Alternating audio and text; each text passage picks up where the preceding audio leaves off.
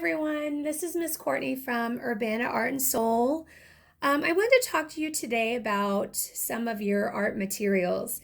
I know that you're at home right now and maybe you don't have a lot of art materials and things that you can use. If, for instance, one thing that a lot of us might not have at home is a watercolor set. And watercolor sets can come in a lot of different, look like a lot of different things. One is like this, it's a big set. And then some are smaller, they're like little cakes. Crayola makes some. You might have them in school. I can't find my Crayola one, but anyway, you might recognize it from using it at school. But if you don't have those, you can still do watercolor at home, and I'm going to show you how you can do it. So I have this plain piece of paper. It's a little thicker, like a cardstock. If you don't have plain cardstock, you can use like the back of a card. If your parents have gotten cards in the mail or have them, sometimes they have that heavier paper, and you can use that. Ask them first.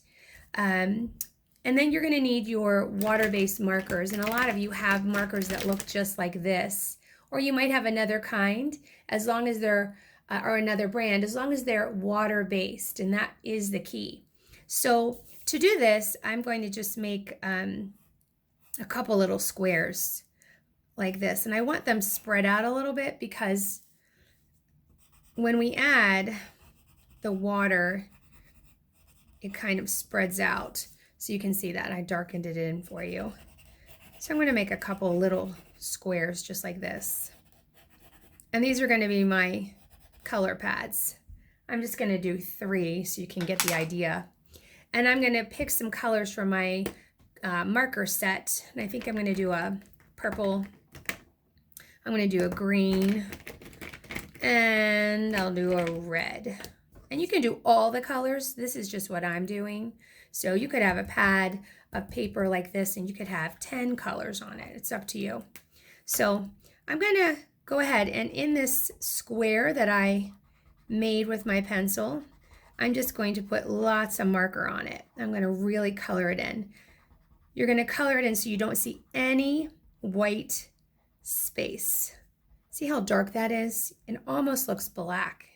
It's so dark. The next one I'm going to use is going to be red. And I'm going to go ahead and color that in really, really dark. Like that. Okay. And then the next one I'm going to do is going to be green. And I'm going to color it in like that.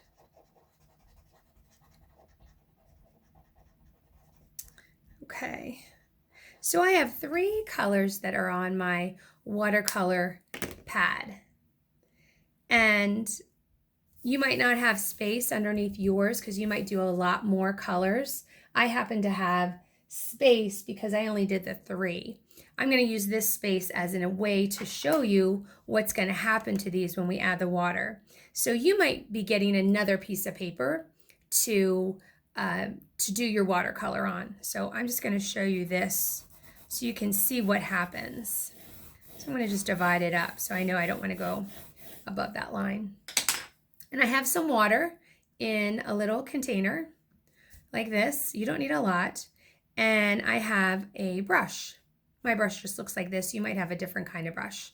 Just a brush. And if you don't have a brush, you can even use a Q-tip. So the Q-tip with the water might unravel. That's okay. If you have a couple of them, you can use them. You can even use like a little bit of a sponge. So ask if you can't find a paintbrush and you need help, ask your parents and tell them what you're doing and what you're using it for, and I'm sure they're going to be able to help you. So I would get the water, get my brush a little wet, okay? And then if we put it into the color like this, you can already see it's starting to get really watery. And then look at that. It's making a watercolor. And you can keep dipping it in and reusing it, just like that. And these little black, it looks like black spots, they're really purple. It's just part of the paper that's starting to kind of peel off, and that's okay. I think it adds texture to your art piece. We're gonna wipe our brush off and we're gonna dip it in the red now. And then look at that. It's making that watercolory red.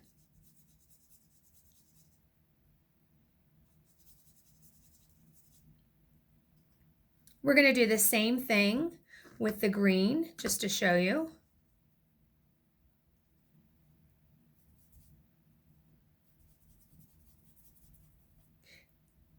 And you can keep reusing it. You might, after each art piece you make, art creation, you might have to go in and make a new watercolor pad. I'm not sure how long these color swatches will last. So you might have to go in and make another one, and that's okay. So you see, you don't need watercolor pads or an official watercolor set to be able to create art using watercolor. You can use what you have. You can use the markers, and they work perfect. They're just as good.